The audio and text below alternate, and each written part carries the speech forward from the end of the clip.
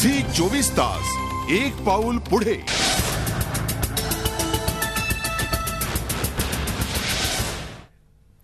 करवीर निवासिनी श्री महालक्ष्मीच्या दर्शनाला दररोज हजारो भाविक येत असतात, पण या भक्तांना इथं आल्यानंतर म्हणाव्या तशा सुविधा मिळत नाहीत।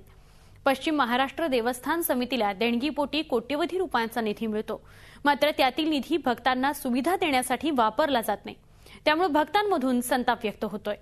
याबाबत आमचे कोल्हापूरचे प्रतिनिधी प्रताप नाईक यांनी घेतलेला हा आढावा।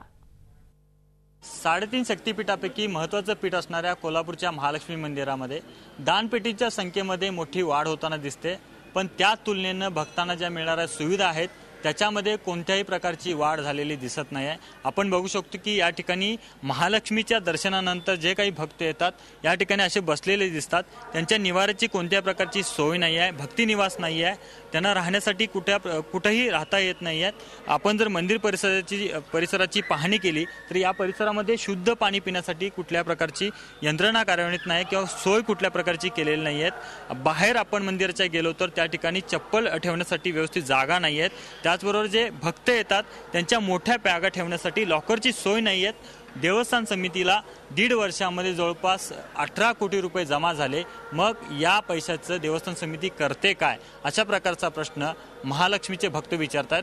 रोज महालक्ष्मीला दर्शन देणारे जे काही दर्शन करायला येणारे जे भक्त आहेत ते माझ्यासोबत आहेत, आपण त्यांच्याशी बोलूयात। मला सांगा की तुम्ही रोज महालक्ष्मीच्या दर्शनाला येता, इथं सुविधांचा वानवा आहे असं वाटतो? हो, 100% वनवा आहे। विशेष करून राहण्याची जी सोय आहे किंवा धर्मशाळाची जी बांधणी आहे ती अलीकडच्या काळात झालेली नाही, त्यामुळे बाहेरून येणाऱ्या प्रवाशांची मोठ्या प्रमाणात कुचंबना सध्या होत आहे आणि त्यांना कसल्याही प्रकारचे पिण्याच्या पाण्यासंदर्भात किंवा अन्नछत्रासंदर्भात कसलीही सोय इकडून पुरवली जात नाही।